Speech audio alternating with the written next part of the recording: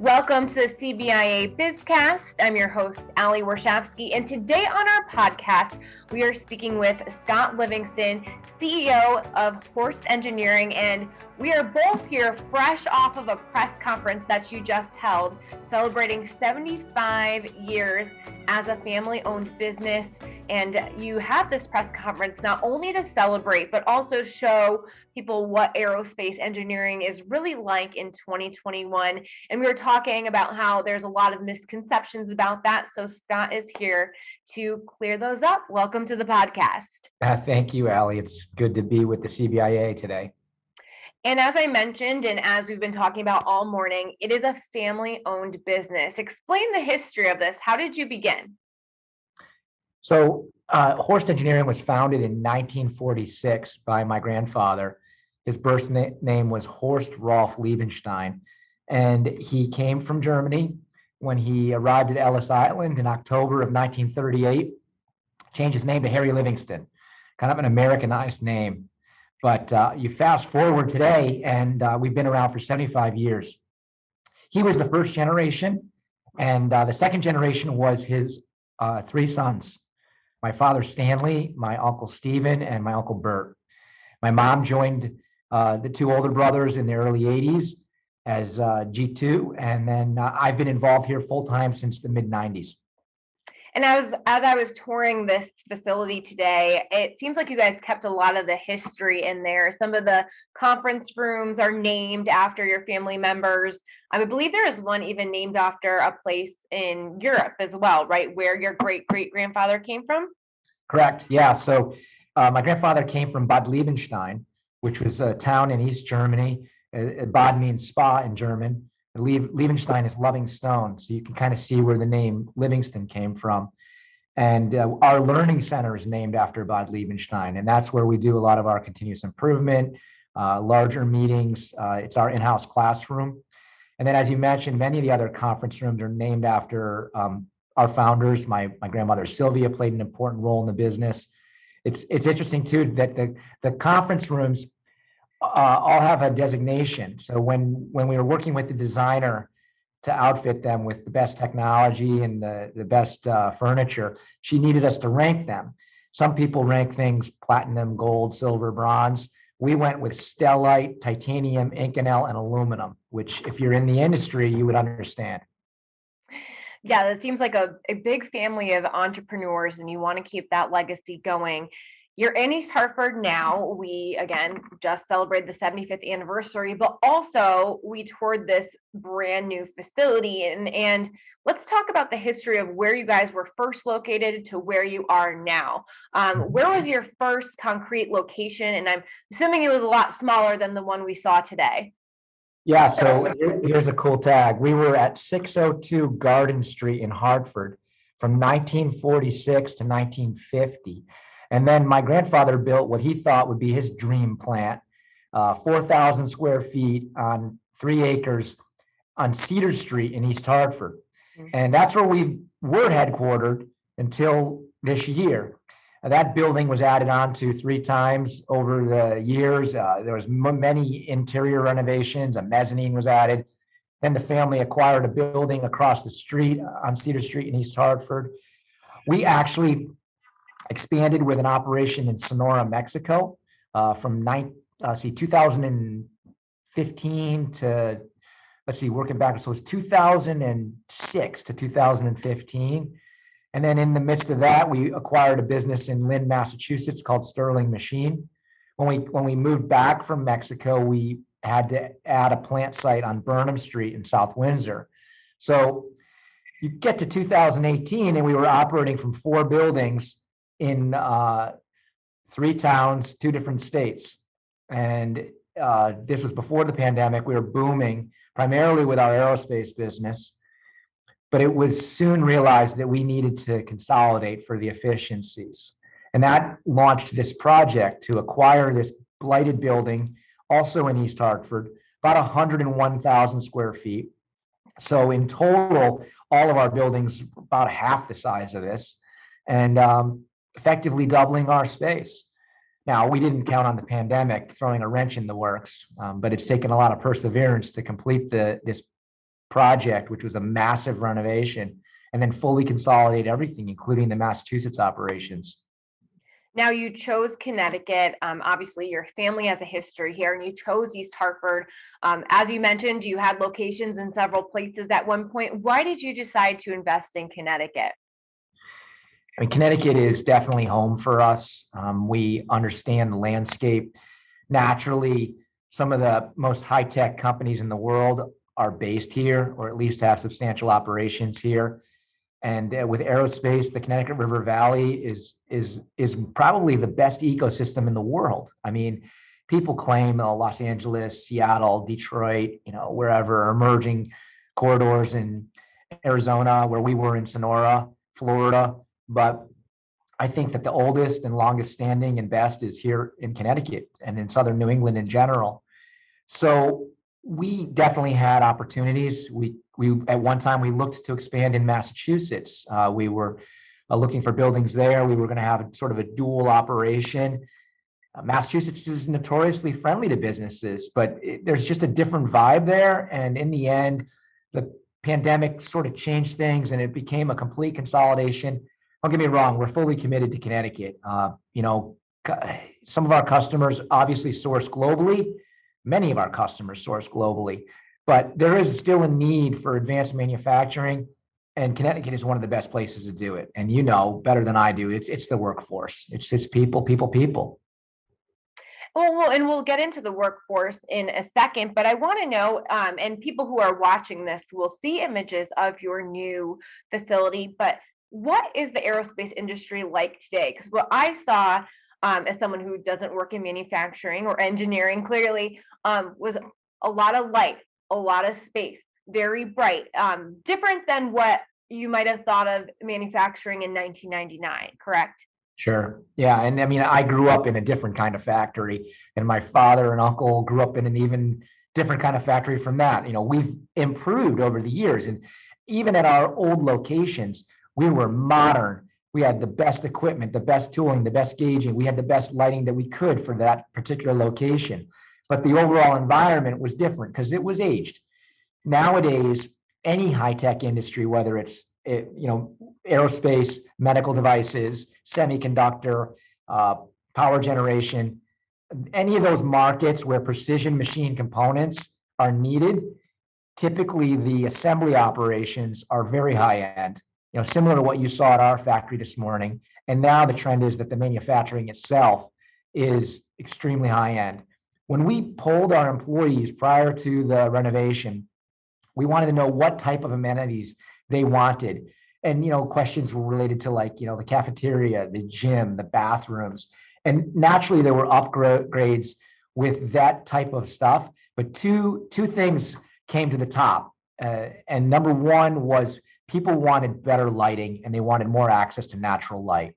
And the second thing they wanted cleaner air. And in manufacturing, we use coolants and oils and other items that can clog the air. But when you invest in the right HVAC and filtration, you can overcome that. Same thing for lighting. Giving people access to the outdoors through large windows really changed the way we renovated the building. But I think we hit a home run. It's very much inspired by factories that I visited both in Europe, like in Switzerland, Germany, but also in Japan, where you'll see a factory nestled into a mountainside, and there's a strong connection between the industrial world and the natural world. We wanted to bring that to the employees. Yeah, it's beautiful. And I like that there's that half-mile walking path that if you wanted to use on your lunch break. You just talked about workforce, and Connecticut is a great place to find educated employees. But also, it's been a challenging time to rebuild or I should say, bring on more people to your workforce. We were discussing that last week. Finding talented people is not a challenge that we're not used to. All right. I mean, it's predated COVID-19 or anything that we've been going through the past 18 months. For 25 or 30 years, manufacturers have had a difficult time finding good people. When I started in the early 90s, we were in the midst of the worst recession up until that point that had ever affected aerospace and defense industries. Connecticut was on its knees in the 1992 to 1995 timeframe. This was the end of the Cold War, and everything changed for advanced manufacturing at that time. Those of us serving the defense industry had to kind of remake ourselves. And that's when commercial aerospace started to take off. And there was a massive round of layoffs where the big manufacturers who used to employ all these people started to outsource to the supply chain. We were able to take advantage of that, but it seems like ever since then, there's been a sort of a perception that manufacturing is not a great career path. But I think we've overcome that. And I know we keep beating the same drum. Literally for 5 years now, there's been big improvements. I mentioned in my speech this morning, Goodwin University, as Nantucket Community College, Tungus Community College, Manchester Community College, even some of the high schools like Cheney Tech. These are the successors to the old days, right? Where my uncle grew up, he went to Hartford State Tech. They used to churn out tool and die makers. But that was in the 60s. Then there was a huge gap somewhere between the early 70s and essentially the late 2010s. A lack of investment, lack of interest in manufacturing, decades of outsourcing, mistrust with the large customers at the top of the industries that precision machine parts are used for. But I really do think that's changed. And we can't look back. We can only look ahead. Building a factory like the one behind me here is one way to attract that next generation of skilled workers. And you said you are working with the local community colleges and trade schools too to retain that talent here in Connecticut. Yeah, we have some pretty strong partnerships. I mean, we're fortunate to be right here in East Hartford. We've got Goodwin University. We also have CCAP, which does a lot with manufacturers in Connecticut throughout the state, but in particular in Hartford County. So we're close to these people. We stay in touch. We held a career fair in June, just as we were opening this building and getting settled. We had 45 people come. Many of them were graduates of those local tech schools we talked about. We made some hires, and we'll make more hires in the future. Yeah, your space, I know they're showing us there was empty cubicles with the plan to fill them with more employees soon. And you're a company of about 90 employees? Yeah, we're between 85 and 90 right now. We're obviously down from our peak in 2019. I think we had our best year ever in 2019 from a financial perspective. And then even the first quarter of 2020 was probably our best quarter in history, best quarter in 74 years, right? And then, we ran into the pandemic. Mm-hmm. So, that we've had to make some difficult adjustments, difficult decisions. There's some folks that didn't stay through the move process, but now that we're here, we're repositioning ourselves for an upswing. It's not all going to be in aerospace this time. I mean, we've been dedicated to aerospace because we were so busy with aerospace, and the large customers in that industry tend to consume your capacity. It's very hard because they're so demanding. That's what makes manufacturers in Connecticut so strong. The suppliers, the small suppliers, end up stepping up, upping their game because the expectations of the customers are so high. But now we're using this opportunity and the move to diversify. We're looking at other markets where high precision components are needed. At the core of what we do is metalworking, but we work with such difficult metals, difficult to machine metals, difficult to form, and we work with an entire ecosystem of suppliers to complete parts. We rely on the heat treater in South Windsor. We rely on the coating company in Springfield. We rely on the testing company literally across the street. So there's an entire ecosystem of special process suppliers. Then you need your machine tool suppliers. You need your tooling suppliers. Then you need your raw material, right? So again, CBIA is a great spokesperson, spokescompany, spokesorganization for why manufacturing is so added value. It's because of the compound effect that this ecosystem produces. And you're talking right about that supply chain, and I believe I'm not sure if it was you mentioned at this press conference, like a few years ago, you never heard supply chain issue in the news as much as you do now. Are you feeling the effects of that supply chain shortage right now? With our operations, it's only here and there, right? Mostly spare parts for equipment. Our raw material is sourced domestically because of the defense content. We've got local distributors. We're seeing price increases for sure. So inflation is an issue. But in terms of lacking supply, I think the biggest impact with our operations is when suppliers are short on their human resources. Now, with the building project, we saw a lot of shortages over the past 18 months, the past 24 months. During the renovation, couldn't get windows, couldn't get appliances for the cafeteria, missing toilets. It just took longer to get everything done. We probably should have had this ribbon cutting a year ago.